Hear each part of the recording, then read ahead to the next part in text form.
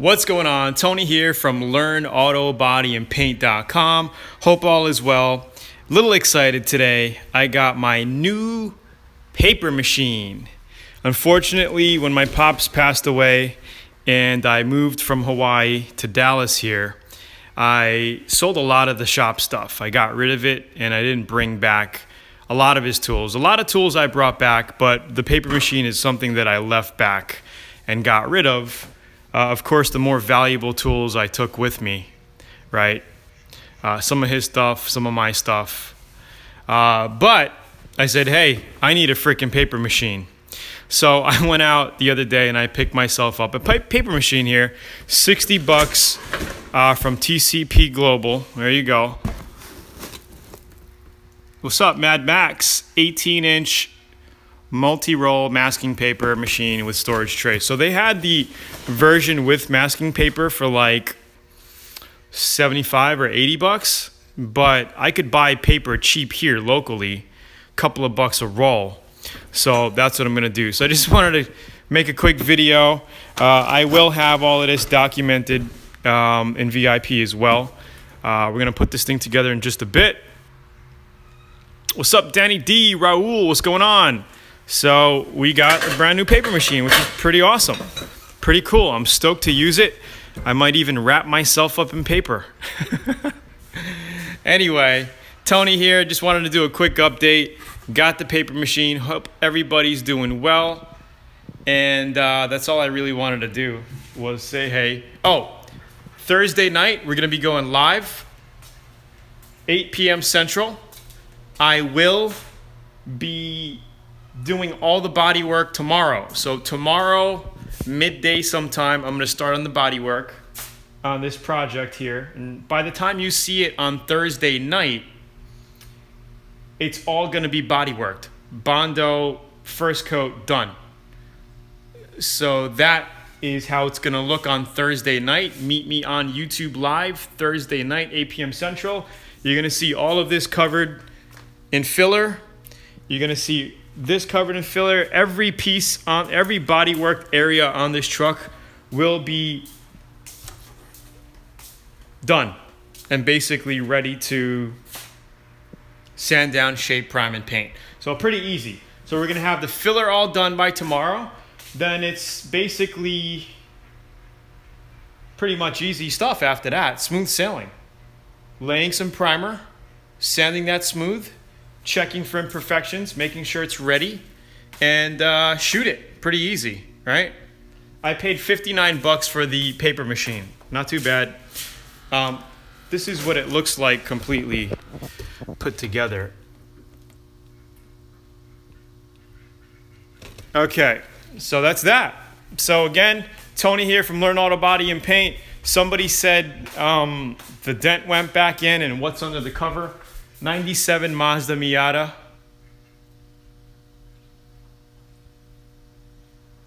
M edition in there. That's what that is. It's custom painted.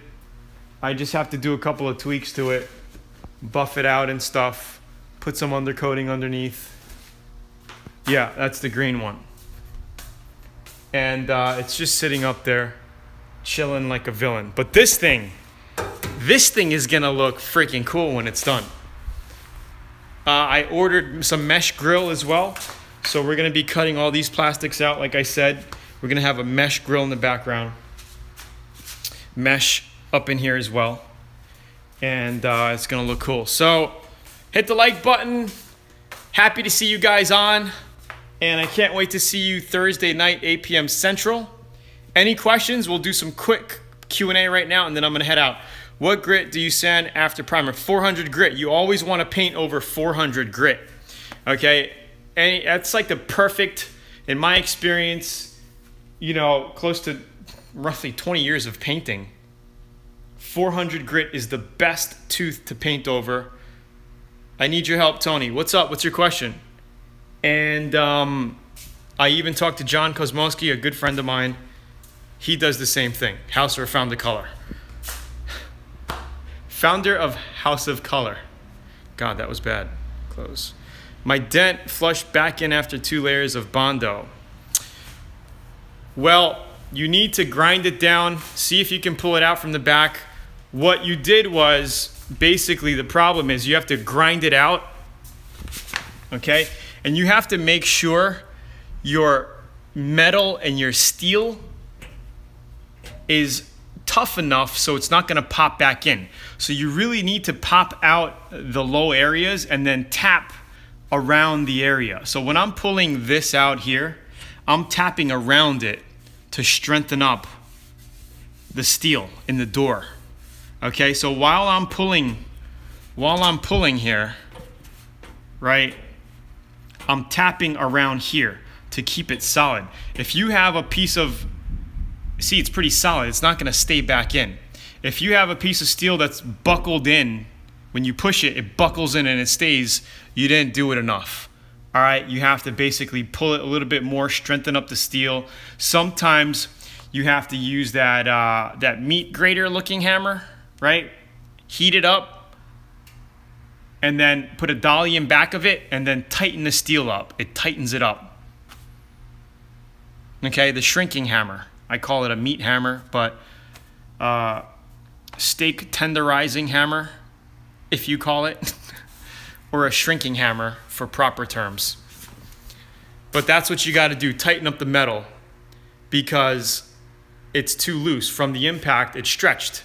That's why you're having that. That's why it's important to tighten up your metal. Sometimes it's not as bad, sometimes in some areas it's bad, you know what I mean? Like especially like big areas where you have no form in the body to help you with some strength, right?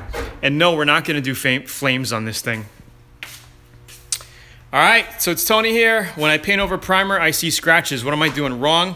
I guess your greetings from Roberto's, Compton, Cali. What's up, Compton? Awesome.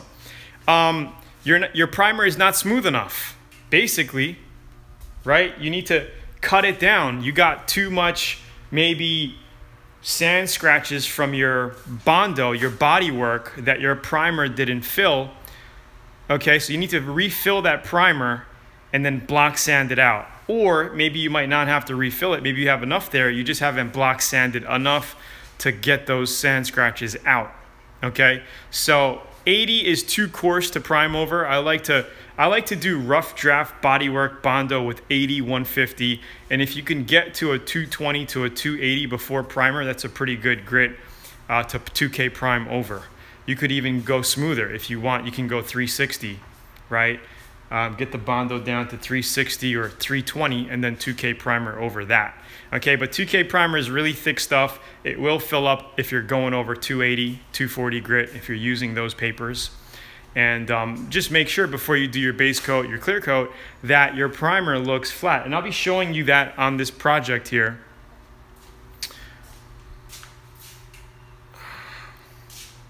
Thank you, Raul. I'll be showing you those steps as we do the body work here. So my goal for tomorrow is to have all the body work on here, the filler laid on, like all on around the car, all these dents down here, right? And then when you see me Thursday night, everything's gonna be basically shaped, ready for primer. Then that next step is 2K primer, right? We're gonna sand the whole truck down after that. 2K primer. Check for imperfections, do a little glaze if we have to, right? Sand it all down, water sand at 400, get it ready for paint, and do the two-tone graphics, the three-tone graphics. I am going to order a bunch of decals for this thing. We're going to put LearnAutoBodyAndPaint.com on the side. We're going to put a whole bunch of cool things on it, and it's going to look really cute. What size compressor are you using? I'm using a low volume, low pressure spray gun. The Atom MP technology is kind of like a low volume, low pressure. So those are really good guns to spray with, really. Is it okay to re-clear 2-day-old clear? Is that what you said? Is it okay to re-clear 2? Guys, the chat comes in very quickly and it dissolves very quickly. So like on my end, I only have a couple of seconds to see it. So if you're writing in long questions here, I miss them. So try to keep them short. but you don't see scratches with 400 on the paint. No, 400 grit is a perfect grit to paint over. Jason, it's not what size compressor for low volume, low pressure. It's how big of a project are you painting? Because you could have a little 10-gallon pancake compressor and spray a model car and you'll be fine, right? Or some motorcycle parts, you'll be fine. But if you're doing it with a car, you're gonna have an issue. So it depends on how big your project is. What are you painting? What's the size of your project? Lots of medium parts. What size is your compressor currently? Stone chips, feather out, and filler primer bondo before. Tony, I'm about to start working on my 2006 20-gallon. Yeah, 20 gallon should be fine.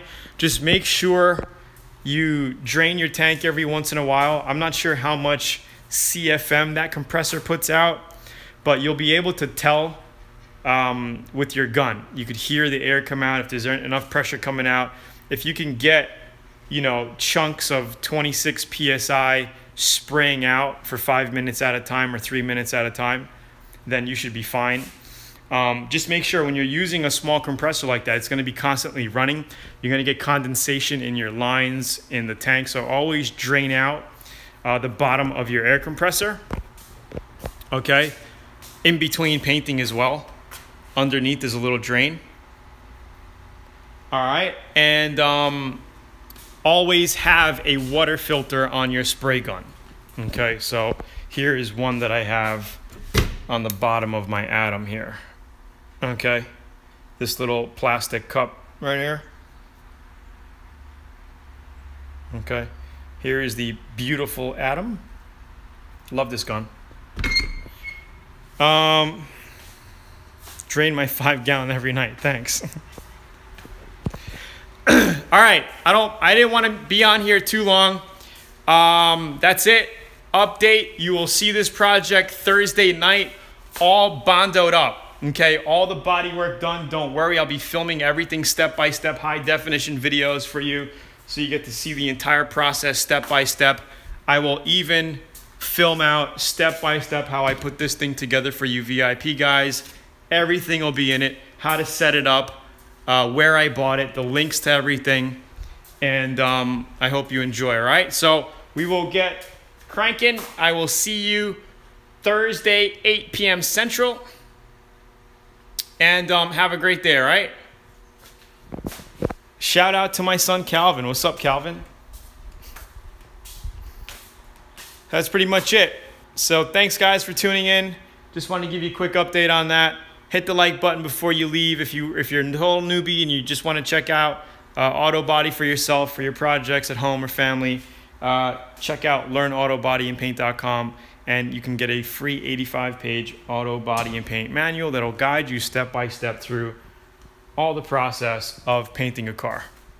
All right?